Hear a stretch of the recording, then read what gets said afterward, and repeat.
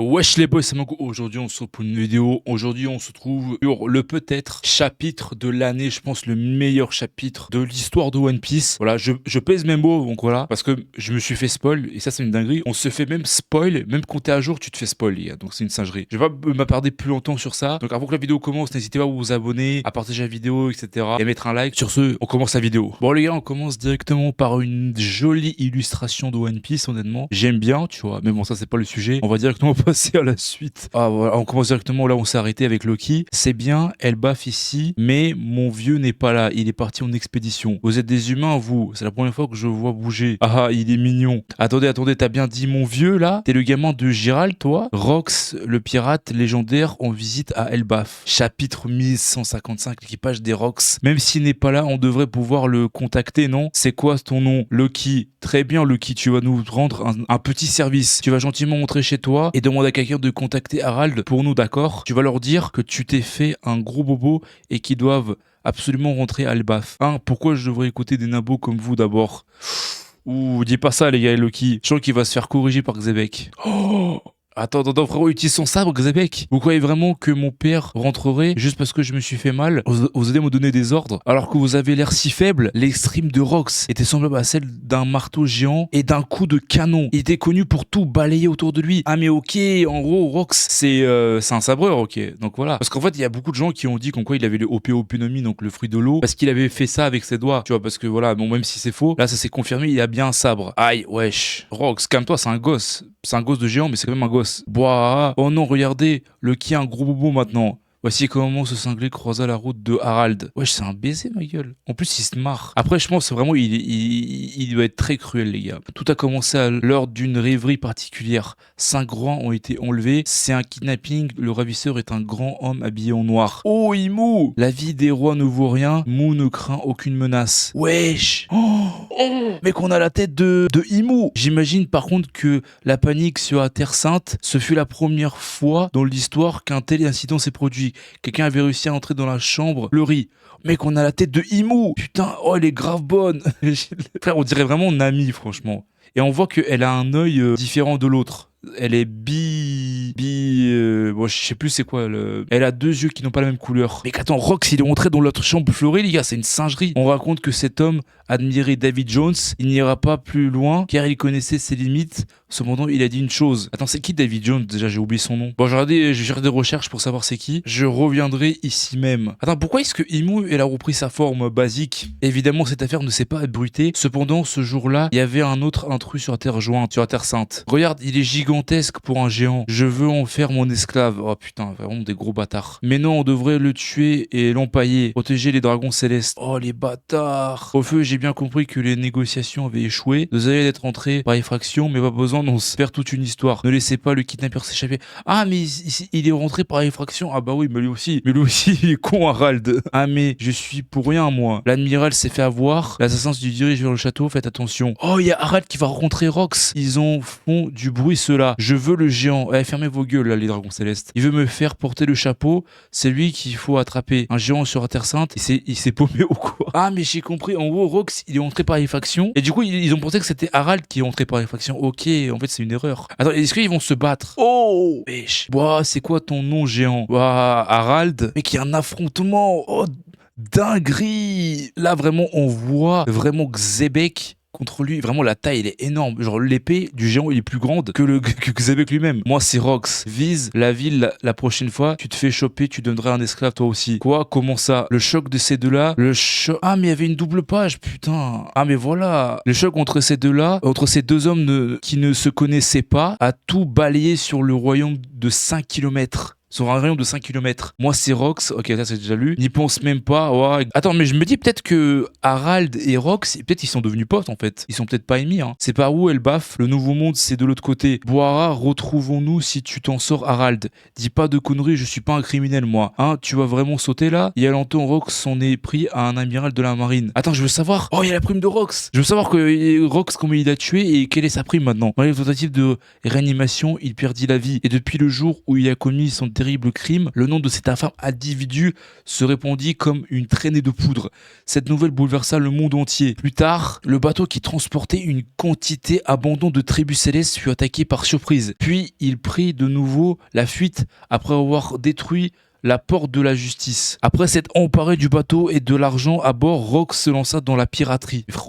Mais frérot, Rox, il commence à peine son truc. Déjà, il tue un amiral, pélo. Il commence à s'attaquer à tout le monde, frérot. Mais c'est un baiser, gros. Ouah, frérot, oh, le charisme de Rox. Bien que leur agissement était principalement tourné contre le gouvernement mondial, leur prochaine attaque, elle, se dirigeait vers un bateau pirate. Ah, oh, j'ai eu peur. Parce qu'en fait, là, j'ai vu, ici, là, je pensais qu'il faisait le room de l'eau. En fait, non, il a juste un chapeau de paille. Il y avait une tradition transmise depuis longtemps dans le monde des pirateries. Ah, voilà, le Davy Backfight. Mais que ça, c'est vrai, en fait. Il y avait des théories qui disaient comme quoi Brox, il avait recruté avec le Davy Backfight. En fait, ça s'est révélé vrai. C'était un regroupement de jeux variés sans pitié pour les pirates. Ils pouvaient parier leurs membres d'équipage ou encore leur drapeau. Grâce à ce jeu, Rox semblait des meilleurs pirates qu'ils puissent trouver. N'ayant pas encore de drapeau, il n'était qu'un simple groupe criminel. Il y avait un type incroyable, même s'il va vous faire flipper. Et ces criminels étaient parvenus jusqu'à Elbaf, château d'Ols d'Elbaf. Oh là là, je me suis dépêché de rentrer. Ça a l'air d'aller mieux. Je suis soulagé. Je sais bien que t'es un vrai dur à cuire, le Kimé. Évite de t'aventurer dans le royaume des morts. Tu as simplement chuté de la mauvaise falaise cette fois. C'est extrêmement dangereux là-bas. Mon vieux, il est vraiment revenu. Non, j'arrive pas à croire qu'il soit vraiment rentré pour moi. Ah, mais voilà, frérot. En fait, je comprends pourquoi Lucky, il aime Rox. Parce que grâce à lui, il a compris que son père s'inquiétait pour lui. Tu vois. Rox, j'ai entendu de ton horrible réputation. Qu'est-ce que tu viens faire là? Harald, comment on se retrouve? Rejoins mon équipage, Harald. C'est pas comme si le gouvernement mondial allait t'écouter de toute façon. T'as dû le comprendre ce jour-là, pas vrai? Ouah, putain, tout l'équipage.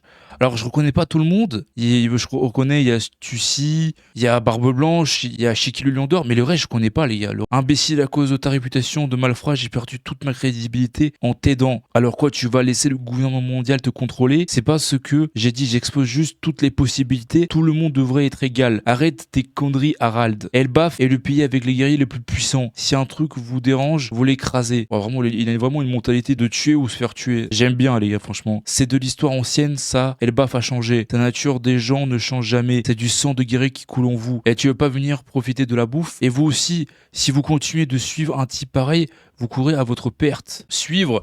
Et puis quoi encore? Yara, t'es un marrant, toi. Je ne suis que moi-même, même si Rox crevait. Ça ne me changerait absolument rien. Tu n'as pas tort, mais on peut tirer énormément de son plan. Ah putain, mais vraiment, ils sont cons. L'île de la Ruche, ça te parle? On l'appelle aussi l'île des pirates. C'est une île où on bandit les criminels et les plus dangereux de certains pays qui ne peuvent pas retenir dans leur prison. Attends, quoi? Ah, mais c'est vrai, leur nom, Shiki Yakuza, deviendra le Lion d'Or. Donc vraiment, Shiki, c'est vraiment un mec qui vient du pays des Oa. Miss Buckin, voleuse scientifique, Buckingham Stussy. Ah, il s'appelle Miss Buckin, ok. Et Don Marlon, gangster de West Blue. C'est un bien truc, Don Marlon. C'est pas... Il y avait pas... je sais plus le mec, là, la supernova qu'il avait tué, Don Marlon. Mais vraiment, ils en ont rien à foutre de Rox. Hein. Je comprends. Maintenant, je pense la théorie comme quoi il a trahi, comme quoi son équipage l'a trahi, je pense que maintenant je le comprends en fait. C'est censé être une île déserte, sans nourriture, où l'on ne pouvait qu'attendre la mort. Il y avait quelques années, ces types ont survécu et ont commencé à se rassembler. Et pourquoi, à ton avis?